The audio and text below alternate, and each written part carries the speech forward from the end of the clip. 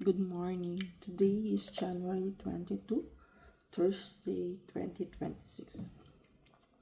First reading was taken from First Samuel chapter 18 verses 6 to 9, 19, 1 to 7.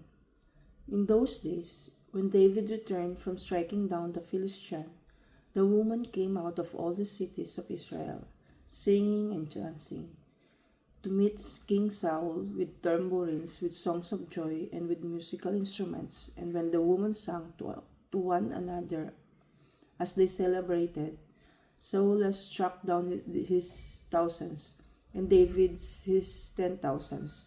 And Saul was very angry at this saying, displeased him. He said, "They had ascribed to David 10,000s, and to me they have ascribed thousands. And what more can he have but the kingdom?" And Saul kept an eye on David from that day. And Saul spoke to Jonathan his son and to all his servants that they should kill David. But Jonathan, Saul's son, delighted much in David, and Jonathan told David, Saul my father seeks to kill you. Therefore be on your guard. In the morning, stay in a secret place and hide yourself. And I will go out and stand beside my father in the field where you are, and I will speak to my father about you. And if I learn anything, I will tell you. And Jonathan spoke well of David to Saul, his father, and said to him, "Let not the king sin against his servant David, because he has not sinned against you, and because his deeds have brought good to you. For he took his life in his hand and struck down the Philistine, and the Lord worked a great salvation for all Israel. You saw it and rejoiced. Why then will you sin against innocent blood by killing David without cause?" And Saul listened to the voice of Jonathan. Saul swore, "As the Lord lives, he shall not be put to death." And Jonathan called David, and Jonathan reported to him all these things. And Jonathan brought David to Saul, and he was in his presence as before.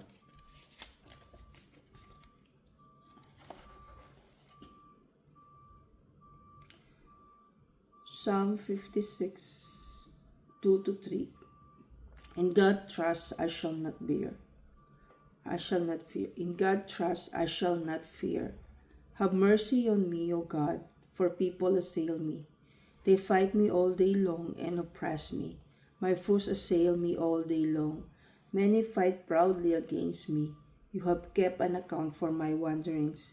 You have placed my tears in your flesh.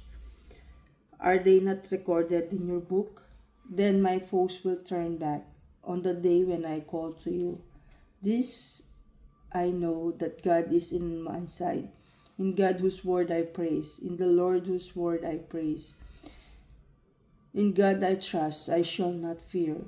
In God I trust, I shall not fear. What can man do to me? I am bound by the vows I have made you. O God, I will offer you praise.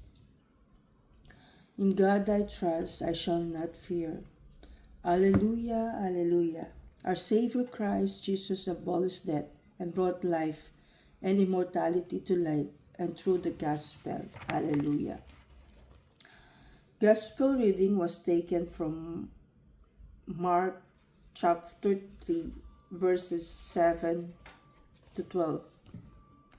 Jesus and his disciples went away to Lake Galilee, and a large crowd followed him.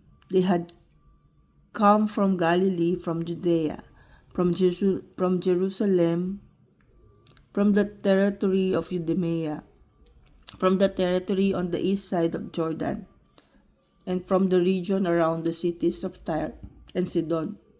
All these people came to Jesus because they had heard of the things he was doing.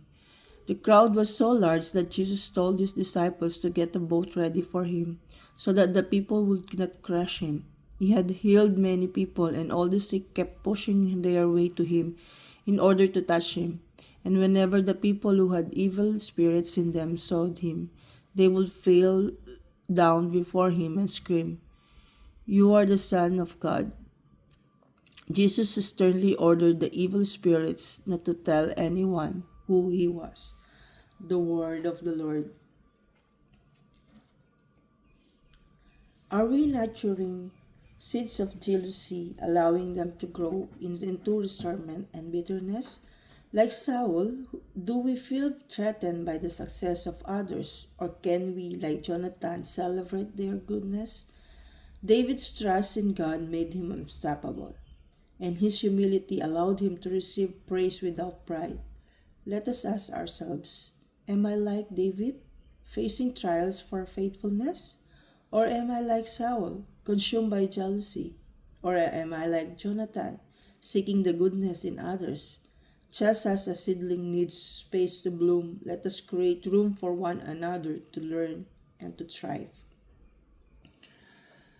Good morning and have a blessed day, everyone.